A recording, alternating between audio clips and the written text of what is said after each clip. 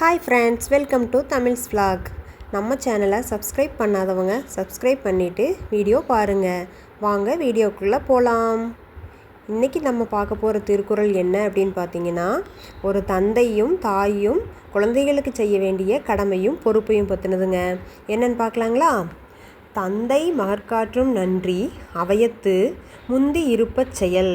அப்படின்னா என்னென்னா, ஒரு அம்மாவோட கடமை. முதல்லலாம் அப்பா தான் வேலைக்கு போனாங்க, அதனால் அப்பாவுக்கு மட்டும் சொல்லிட்டாரு திருவள்ளுவர். ஆனால் இந்த காலத்தில் நம்ம எல்லாருமே ஒரே மாதிரி ஒர்க் பண்ணுறோம் இல்லைங்களா? ஸோ ஒரு அம்மாவும் ஒரு அப்பாவுக்கும் உண்டான தன்னுடைய குழந்தைகளுக்கு செய்ய வேண்டிய கடமை என்ன அப்படின்னா, தன்னுடைய குழந்தைகளை கல்வி அறிவிலையும் ஒழுக்கத்திலையும் நன்னடத்தையிலையும் நம்ம எல்லா விஷயங்களையும் நடைமுறை வாழ்க்கையும் எல்லா விஷயங்களையும் கற்றுக் கொடுத்து எப்படி வச்சுருக்கணுமா, அவையத்து முந்தி இருப்ப செயல் அப்படின்னு சொல்கிறாங்க. அப்படின்னா ஒரு கற்றோர்கள் இருக்கக்கூடிய ஒரு அவையில் நம்ம பையன் பொண்ணு முன்னாடி வர அளவுக்கு நம்ம அவங்களுக்கு தேவையான அறிவையும் நல்ல பழக்க வழக்கங்களையும் சொல்லி கொடுக்கணும். இது ஒரு அப்பா அம்மாவோட கடமை அப்படின்னு நான் சொல்லலைங்க, திருவள்ளுவர் சொல்லியிருக்கிறாருங்க. நம்ம முதல்ல என்ன பார்த்தோன்னா, ஃபஸ்ட்டு ஒரு பொண்ணும் பையனும் அம்மாவுக்கு செய்கிற கடமையை பார்த்தோம்.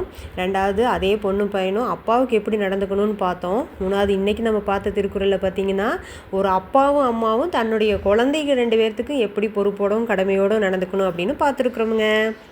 சரி வாங்க நம்ம நெக்ஸ்ட் முருங்கைக்கீரை பொரியல் செய்யலாம். முருங்கைக்கீரை பாருங்கள், நம்ம தோட்டத்தில் பறிச்சதுங்க. எப்படி ஃப்ரெஷ்ஷாக இருக்குது பாருங்கள். அது கூட கொஞ்சம் பூவும் பறிச்சிட்டு வந்திருக்கேங்க. முருங்கைக்கீரை எப்படி செய்யலாம் அப்படிங்கிறது நம்ம பார்க்கலாங்க. முதல்ல இந்த முருங்கைக்கீரையெல்லாம் உருவி அப்படின்னா அந்த காம்பெல்லாம் லைட்டாக எடுத்தால் போதுங்க. அதை எடுத்துகிட்டு நம்ம என்ன செய்யணும்னா, தண்ணியில் போட்டு அலசிட்டுங்க க்ளீன் பண்ணி வச்சுட்டு நம்ம ஒரு கடாய் அல்லது வடச்சட்டின்னு சொல்லுவாங்க நம்ம இதில் வச்சுட்டுங்க, கொஞ்சமாக எண்ணெய் விடணும். அது நம்ம தேங்காய் எண்ணெய் விட்டுக்கிட்டோம் அப்படின்னா கொஞ்சம் வாசமாக இருக்குமுங்க.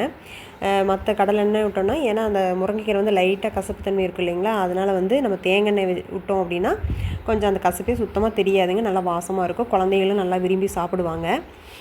அடுத்து கடுகு கொஞ்சம் போட்டுக்கலாங்க. கடுகு பொரியணும்.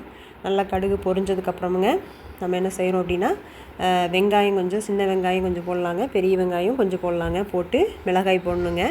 நான் இதுக்கு என்னென்ன பொருள் வேணும்னு சொல்லலை. கடுகு, எண்ணெய், சின்ன வெங்காயம் கொஞ்சம், வரமிளகாய், அந்த முருங்கைக்கீரை, தேங்காய் துருவலுங்க, கடைசியாக தேங்காய் துருவலுங்க. இப்போ நம்ம என்ன பண்ணியிருக்கோம், கடுகு பொரிஞ்சிருச்சுங்க. அதனால் நம்ம என்ன பண்ணிட்டோம், கொஞ்சமாக வெங்காயம் வெட்டி போட்டிருக்கோங்க, வெங்காயம் நறுக்கி போட்டிருக்கோம். ப்ளஸ் வரமிளகாய் ஒரு 2 மிளகாய் மட்டும் போட்டிருக்கணுங்க. நம்ம காரத்துக்கு தகுந்த மாதிரி வரமிளகாய் போட்டு நம்ம செஞ்சுக்கலாமுங்க. நல்லா வணங்கட்டுங்க. வெங்காயம் நல்லா பொன்னிறமாக வர வரைக்கும் நல்லா வதங்கினா தான் கொஞ்சம் நல்லா டேஸ்ட்டாக இருக்குமுங்க. முருங்கைக்கீரை நம்ம உடம்புக்கு ரொம்ப நல்லதுங்க. குழந்தைகளுக்கு, பெரியவங்களுக்கு எல்லாத்துக்குமே ரொம்ப நல்லதுங்க. நல்ல ப்ளட் சர்க்குலேஷன் இருக்கக்கூடியது. பாருங்கள், வெங்காயம் வணங்கிடுச்சு. நம்ம முருங்கைக்கீரை எடுத்து உள்ளே போட்டுக்கலாங்க. முருங்கைக்கீரை ஒரு 3 கைப்பிடி அளவு போடலாம், இல்லை அவங்கவுங்களுக்கு தேவையான அளவு போட்டுக்கலாங்க. போட்டுட்டு நல்லா பெரட்டி விடணுங்க. இந்த முருங்கைக்கீரையில் நிறைய இரும்பு சத்து இருக்குதுங்க. நம்ம இதை கீரையாக வணக்கியும் சாப்பிட்லாம், அதாவது பொடி செஞ்சு வச்சுக்கலாங்க. நான் இன்னொரு வீடியோவில் அந்த மாதிரி பொடி செய்கிறத காட்டுறேனுங்க. அடுத்து முருங்கை சூப்பு போட்டு குடிக்கலாங்க. அதாவது ப்ளட் சர்க்குலேஷன் கொஞ்சம் கம்மியாக இருக்குது அப்படின்னு இருக்கிறவங்களுக்குலாம் இந்த மாதிரி முருங்கைக்கீரை சூப்பு டெய்லி ஒரு டம்ளர் குடித்தாங்க அப்படின்னா சீக்கிரமாகவே அவங்களுக்கு 15 நாளில் நல்லா ப்ளட் இன்க்ரீஸ் ஆயிருங்க. ரெட் செல்ஸ் எல்லாம் அதிகமாகிரும். உடம்புக்கு ரொம்ப ரொம்ப நல்லதுங்க. நமக்கு ஈஸியாக முருங்கைக்கீரை கிடைக்கிறதுனால அதோட அருமையே நம்மளுக்கு தெரியறது இல்லைங்க. இதே முருங்கைக்கீரை நம்ம வீட்டில் எளிமையாக கிடைக்கக்கூடியதுனால நமக்கு அதை நம்ம கண்டுக்காமையே விட்டுடுறோமுங்க. ஆனால் அது நம்மளுடைய உடம்புக்கும் உடல்நலத்திற்கு மிக மிக ரொம்ப நல்லதுங்க. பாருங்கள், முருங்கைக்கீரை உள்ளே போட்டு நல்லா பெரட்டி விட்டுறலாங்க. அதே மாதிரி இந்த முருங்கைக்கீரை வேக வைக்கிறதுலையும் சின்ன சின்ன டிப்ஸ் இருக்குதுங்க. அதாவது நல்லா தண்ணி நிறையா ஊற்றி வேக வச்சிடணுங்க. தண்ணி கம்மியாக ஊற்றிட்டோம் அல்லது பத்தாமல் ஊற்றிட்டோம் அப்படின்னாலும் அது வயிற்றுக்கு ரொம்ப வயிறு சிரமப்படுத்திடுவோங்க. அதனால் தண்ணி பாருங்கள், நம்ம ஒரு 3 கைப்பிடி ஊற்றுறோம் அப்படின்னா 3 டம்ளர் தண்ணி ஊற்றணுங்க. ஒரு கைப்பிடி கீரைக்கு 1 டம்ளர் தண்ணி ஊற்றணும். நல்லா அந்த தண்ணியில் அந்த கீரை சுண்டி வேகணுமுங்க. அப்படியே தண்ணி கடைசியில் நம்மளுக்கு ஒரு வேளை எச்சா ஊற்றிட்டோம் அப்படின்னாலும் ஒன்றும் ப்ராப்ளம் இல்லைங்க. அதிலிருந்து நம்ம தண்ணியை வடித்து அது கூட சீரகம், பெப்பர் தூள், உப்பு இதெல்லாம் போட்டு நம்ம சூப் மாதிரியே குடிச்சிக்கலாங்க. ரொம்ப ரொம்ப நல்லது. இப்போ நம்ம தண்ணி ஊற்றி விட்டுட்டோங்க. நல்லா கீரை வதங்கட்டும். என்ன செய்யலாம்னா மூடி வச்சுக்கலாங்க. ஏன்னா தண்ணி வந்து கொஞ்சம் நிறையா தான் இருக்கணும். மற்ற கீரைக்கெல்லாம் கூட நம்ம தண்ணியை தொளிச்சு விட்டு கூட வேக வைக்கலாங்க, தண்டங்கீரை அந்த மாதிரி கீரைக்கெல்லாம். ஆனால் முருங்கைக்கீரைக்கு வந்து கண்டிப்பாக தண்ணி நிறையா ஊற்றி நல்லா வேக வைக்கணுங்க. அதுதான் அப்போ தான் நம்ம உடம்புக்கு ரொம்ப வந்து நல்லதுங்க. இப்போ வந்து உப்பு போடாமல் இருந்தோம், அதனால் உப்பு கொஞ்சம் போட்டுக்கலாங்க. முருங்கைக்கீரைக்கு எப்போவுமே வந்து உப்பு கொஞ்சம் கம்மியாக போடணுமுங்க.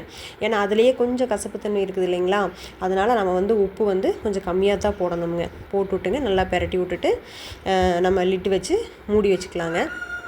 கொஞ்சம் நேரம் வேகணும். பெரட்டி விடலாங்க. கொஞ்சம் நல்லா வதங்கட்டும். கொஞ்சம் பெரட்டி விட்டோம்னா அது வேகிற கொஞ்சம் சௌரியமாக இருக்குமுங்க. அதனால் வந்து என்ன செய்யணுன்னா நல்லா பெரட்டி விட்டுங்க, வதக்கி விட்டுட்டு நம்ம அடுத்து வந்து மேலே லிட் வச்சு மூடிக்கலாங்க.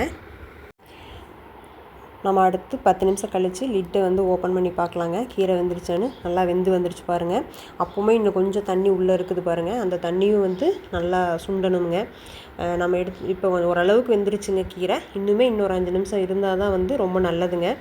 ஏன்னா இந்த தண்ணியெல்லாம் நல்லா சுண்டிடணுங்க. அந்த கீரை வந்து அந்த தண்ணியை இழுத்து நல்லா வேகணும். அப்போ தான் வந்து உடம்புக்கு நல்லதுங்க. இல்லை இந்த கீரையை வந்து நம்ம தண்ணி கம்மியாக ஊற்றி வேக வச்சிட்டோம் அப்படின்னா என்ன ஆகுனா டயரியா மாதிரி ஆயிருங்க. அதனால் கம்பல்சரி முருங்கைக்கீரை பொறுத்த வரைக்கும் கொஞ்சம் தண்ணி, அகத்திக்கீரைக்கும் முருங்கைக்கீரைக்கும் தண்ணி அதிகமாக விட்டு தான் வேக வைக்கணுங்க. பாருங்கள் கீரை எப்படி வணங்கி வந்துருச்சு பாருங்கள். இன்னும் கொஞ்சம் தண்ணி இருக்குது பாருங்கள் சென்டரில். நான் அதை தான் காட்டுறேன். அந்த தண்ணியுமே வந்து இன்னும் கொஞ்சம் நல்லா சுண்டி வரணுங்க. அப்போ தான் கீரை வந்து நல்லா பொழுன்னு இருக்குமுங்க. தேங்காய் பூ போட்டு எடுக்கும்போது நம்ம வந்து பார்த்திங்கன்னா கீரை நல்லா டேஸ்ட்டாகவும் நல்லா இருக்குமுங்க. பாருங்கள் இதில் தண்ணி வந்து நல்லா சுண்டி வந்துருச்சுங்க. இதில் வந்து நான் தேங்காய் துருவல் கொஞ்சம் போடுவேங்க. அதை வந்து கிளிப்பிங்ஸ் எடுக்காமல் விட்டுட்டேன். பாருங்கள் அடுத்து நம்ம ஒரு பாத்திரத்தில் எடுத்துக்கிட்டோம். சுவையான முருங்கைக்கீரை பொரியல் ரெடி ஆயிடுச்சுங்க. வாங்க பாருங்கள், இது மாதிரி நீங்களும் உங்கள் வீட்டில் செஞ்சு பாருங்கள். முருங்கைக்கீரை பொரியல் எவ்வளோ பச்சை பசேன்னு இருக்குது பாருங்கள். மறக்காமல் நம்ம வீடியோ பிடிச்சிருந்துச்சி அப்படின்னா லைக் பண்ணுங்கள், கமெண்ட்ஸ் பண்ணுங்கள், நம்ம சேனலை சப்ஸ்கிரைப் பண்ணுங்கள். நான் நெக்ஸ்ட் இன்னொரு வீடியோவில் உங்களை பார்க்குறேன். பாய் பாய்.